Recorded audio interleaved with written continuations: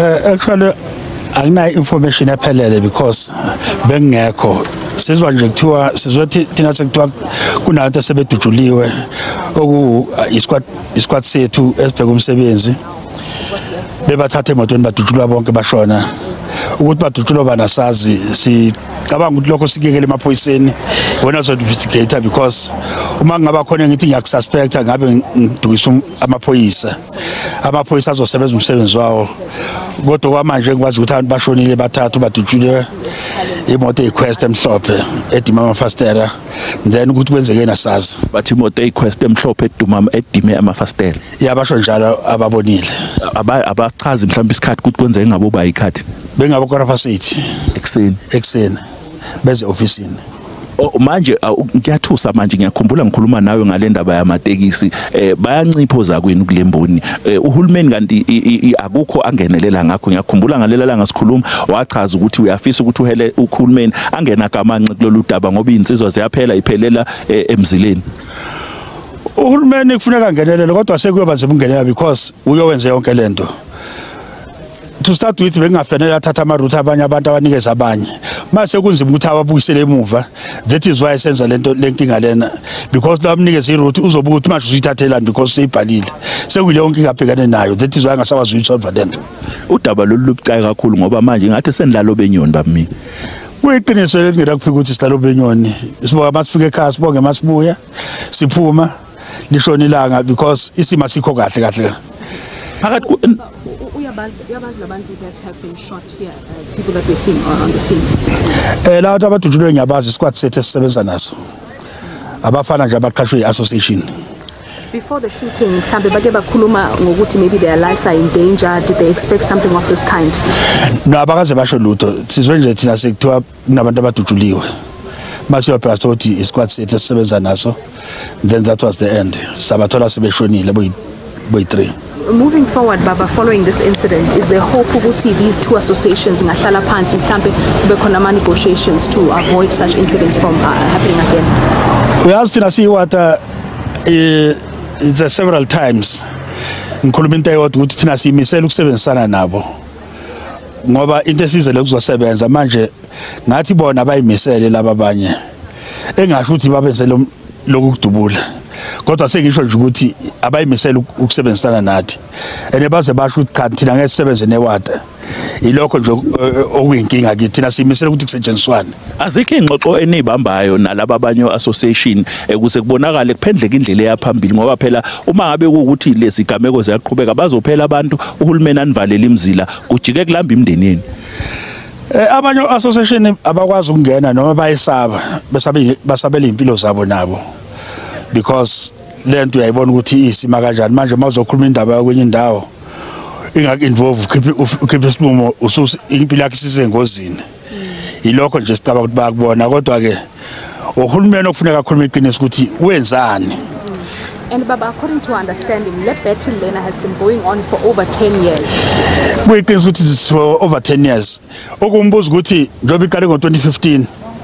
Before 2015 bekwenzekani ubani obesebenza lapho? Okufanele sikuthole nje lokho ukuthi uhulumeni asho ukuthi ubani obesebenza lapho because thina sithole nje sekuthiwa thina access indawo yethu.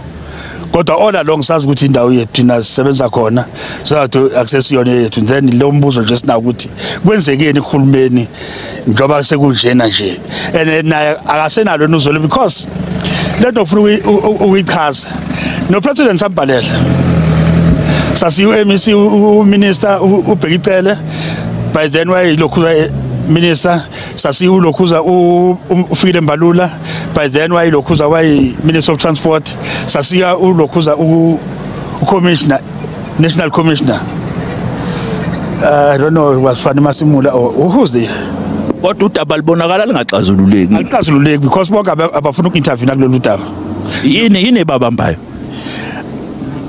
asazi kodwa kubabambile kodwa ukuthi babanjweni babazi ukuthi babanjweni because abafuna ukukhuluma iqiniso namanje nje January basinikeze isinqumo esasingasho ukuthi bawusithatha thina masifika lapha na sasabe ukuthi uBenito uthi ama permit oyi2 afrochland enasayinwa ijunior official wathi uzobuya nge15 zika January makubuya nge-15 kaJanuwari buya nalesinqumo esisicabanisile susudlama olukhulu uthi indawo kaNanduwe then asaka ukuthi ufika kanjani lo ekananduwe ipermit ilungeni because befunekeze nama findings wakhe athi no senyabo uthi wadigangile nama ama registration kuhambe kanje na kanje akaza buye nalo kodwa ubuye nesinqumo esasingasilindele government se involved yonke le government involved. Ngiyakhumbula ukhala ngenkathi senze interview usho ukuthi ngathi usola ukuthi isikhona isandla sempeni ikhona inkohlakalo. Umbuzo wami uthi ke uma ngabe wena usola ukuthi njengomuntu wewathi association usola ukuthi ikhona inkohlakalo okusho ukuthi ke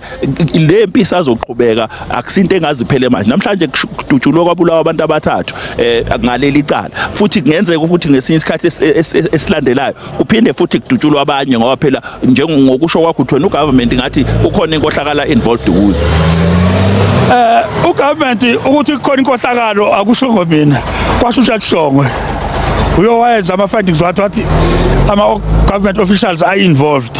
Then since then sekuphele 5 years or 4 years ayikazi lokhu ayikazilandelela indaba kaJathshongwe ama findings wakhe ukuthi wayengalandelelo asazi because lento lenkulumo engikhuluma akuseyami judge uShongwe owayephethe this application ukuthi kwenzekini and abaze bayilandela onkulumo ukuthi baphume na ukuthi cha siyayithola ama findings kaJathshongwe and I believe kwachitha imali eningi kakhulu lapho oshuthi le mali yayi emgodini nje because akwenzekanga lutho after that. Ngicela nje ukhumbuze umbukele ekhaya ukuthi imuphi lo mzila obangwayo kuze kuleli insizwa phansi manje. Umzila obangwayo iMarket Stores, Sizwe Stores, KwaMthetho Stores, Market Garage. Senithukile kodwa impilo yenu nibonisa engcupheni bami. For the past 10 years sengcupheni impilo yethu. Namanje sibonga uNkulunkulu ukuthi sisekhona. Abantu balokhu behamba. Kodwa impilo nje for the past 10 years sengcupheni ngenxa ka government. Manje baba moving forward kuzokwenzakalani?